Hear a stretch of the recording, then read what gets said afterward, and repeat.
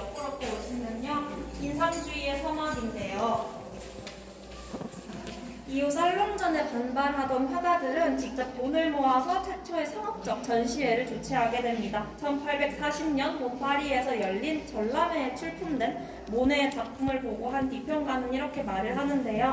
순간에 인상만 그려놓고 완성작이라고 우긴다 라면서 비꼬게 됩니다.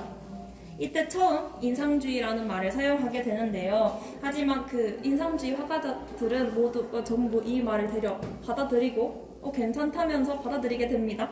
그때부터 스스로들을 인상주의자라고 부르기 시작하는데요. 그렇게 하나의 조롱 섞인 비하가 새로운 미술의 이름이 됩니다. 그리고 여기 특별 관람석 앞에 보이시는 거 같이 보시게 될 건데요. 제1회 인상주의 전시에 출품이 되었고요. 사람들의 주목을 좀 많이 받은 작품입니다. 사교계의 명소였고 셀럽들이 좀 많이 찾았던 오페라 극장 박스석을 배경으로 했는데요. 무대를 보고 있는 동시에 서로를 관찰하던 공간이었다고 합니다. 여기 보시면 정면을 이렇게 응시하고 있는 여성분도 보이고요. 여기 오페라 글라스로 타인을 좀 보고 있는 남자도 보입니다. 오페라에 집중을 하기보다는 좀 다른 곳에 한눈이 팔려있는 모습을 좀 보실 수 있고요. 이런 모습 속에서 당시 파리의 현실적인 사교 문화도 볼 수 있습니다. 그리고 이 뒤에 있는 남자는 르누아르의 친남동생인 에드몽 르누아르라고도 합니다. 자, 그러면 물랭드라 갈레트 무도에는 세 번째 향인데 이것도 같이 시향해볼게요. 인데요. 파리 몽마르트 언덕에 위치해 있던 이곳은 150년 전 파리 젊은이들의 핫플레이스를 좀 담고 있습니다. 그림 속에 등장하는 인물들 모두 르누아르의 실제 친구와 지인들인데요. 여기 앞쪽에 두 여성분 보이실까요? 보이실까요? 네. 이 두 여성 중 한 명은 이제 옆에서 또 보시게 될 잔사마리입니다. 이 둘은 사마리 자매이고요. 여기 왼쪽에 보시면 어떤 커플은 이렇게 춤을 추고 있고요. 여기는 어떤 사람들은 이렇게 이야기를 하고 있는데요. 각자의 방식으로 좀 시간을 보내고 있습니다. 그래서 전체적으로 좀 떠들썩하고 좀 즐거운 분위기가 느껴지실 텐데 르누아르는 이런 일상의 시간들을 그림에 담는 걸 정말 즐겼다고 합니다. 그래서 이걸 그려내기 위해서 근처에 작업실을 얻고 현장을 오가며 작업을 이어갔다고도 합니다. 이처럼 빛과 사람들의 움직임이 좀 잘 어우러진 인상주의의 특징이 잘 드러나는 네 번째 향인데요. 당시 파리에 사는 인기 여배우인 잔사마리입니다. 여기 보시면 돼요. 르누아르가 그녀의 사랑스러운 매력을 좀 잘 담아낸 작품 같은데요.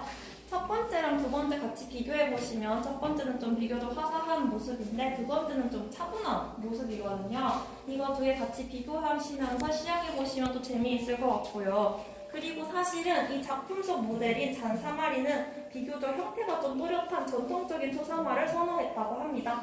그런데 하지만 르누아르가 표현한 그녀의 모습은 조금 달라 보이는데요. 또렷한 형태보다는 그녀가 가진 특유의 사랑스러운 분위기를 잘 담아낸 것 같습니다. 그러면 또 천천히 시향해 보시고 여기 샤르팡티의 부인과 아이들 같이 볼게요. 자, 인상주의 화가로 활동하던 르누아르는 계속되는 혹평과 가난 앞에서 좀 깊은 예술적 고민에 빠지게 됩니다. 그래서 결국에는 생계를 위해서 살롱전에 다시 도전하게 되는데요. 이때 운명처럼 만난 샤르팡티의 부인의 초상화가 좀 성공을 이루면서 경제적인 안정도 찾게 됩니다. 그리고 옆에 잔사마리 초상화 같이 보셨다시피 같이 비교해 보시면 여기는 좀 피부가 도자기처럼 매끄러워졌고요. 이렇게 인물의 윤곽과 드레스는 훨씬 더 좀 또렷하고 과감하게 강조된 것을 보실 수 있습니다.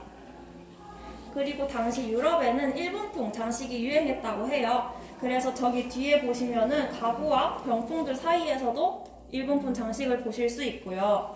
여기 여자아이 둘도 혹시 보이실까요? 네, 이 둘 중에 한 명은 남자아이라고 합니다. 그래서 왜냐하면 당시 특정 나이까지 어린 남자아이에게 여자아이 옷을 입히면 좀 좋지 않은 것을 피할 수 있다라는 풍습도 있었다고 합니다. 그래서 남자아이는 이 아이라고 합니다. 그러면 여기 아스넬의 생상 다섯 번째 향도 같이 볼게요. 당시 파리 시민들의 일상의 행복을 좀 상징하던 공간이었는데요.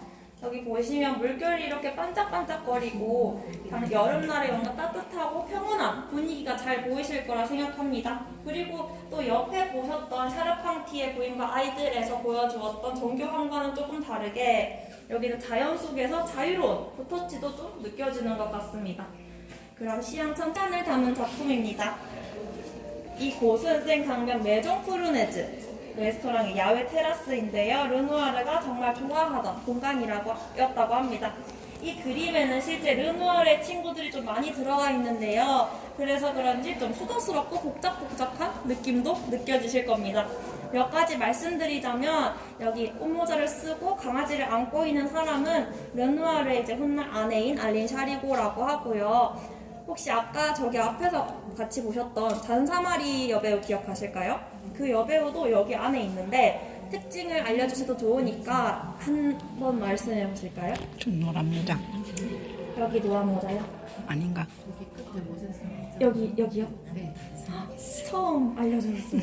네, 잔사마리 배우. 잔사마리. 여기. 오. 처음 맞추셨어요. 잔사마리 배우는 여기 있고요. 여기 쭉 내려가서 모자를 쓰고 의자를 뒤로 하고 있는 사람은 든든한 후원자였던 이제 크리스토프 카이보츠라고 하고요. 여기를 턱을 괴고 모자를 쓰고 있고 이 사람과 이 두 사람은 레스토랑의 아들과 딸이라고도 합니다. 그리고 잘 보시면 인물들끼리 시선이 좀 거의 마주치지 않고 있습니다. 각자의 시선이 좀 다른 곳을 향해 보이는데요. 서로. 그래서 그런지 여러 순간이 좀 동시에 있는 듯한 느낌도 주고 있습니다. 자, 그러면 시험 다 해보셨으니 연작을 제작하게 됩니다. 이 작품들은 같은 춤이라는 주제를 가지고 있지만 장소와 분위기에 따라서 완전히 다른 느낌을 좀 보여주고 있는데요. 지금 같이 시험하시면서 첫 번째로 같이 보실 도시의 무도회는요. 여기 보시면 손 위치를 이렇게 보시면은 각자 예의를 갖추고 우아하게 춤을 추고 있습니다. 그리고 이 세 가지 중에서 좀 가장 고급스러운 분위기도 느껴지실 텐데요. 남자가 이렇게 멋지게 턱시도를 입고 있고요. 여자는 이렇게 흰색 긴 드레스도 입고 있습니다. 상류 사회의 격식 있는 무도회를 좀 보여주고 있고요. 여기 두 번째 시골의 무도회는요. 여성이 입고 있는 옷과 표정부터 조금 달라 보이는데요. 테이블 위에는 먹다 남은 음식도 조금 보이고요. 여기 아래에는 떨어진 모자도 보입니다. 식사 도중에 좀 즉흥적으로 춤을 추고 있어 보이기도 하고요. 여기 또 아래에 구경꾼도 있을 만큼 자유로운 분위기가 좀 느껴집니다. 그리고 여기 마지막 부짓발의 무도회는요. 이 세 가지 중에서 가장 활발하고 역동적인 좀 느낌이 나는데요.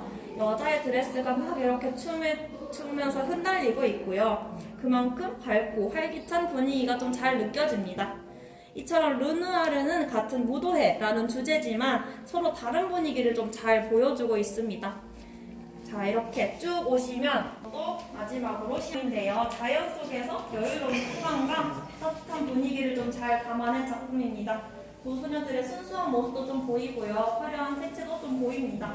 르누아르가 말했듯이 그림은 즐겁고 아름다워야 한다는 르누아르의 예술 철학을 좀 잘 보여주고 있는 것 같고요. 자, 여기 시향하시면서 피아노 치는 소녀들은 마지막 섹션인데요.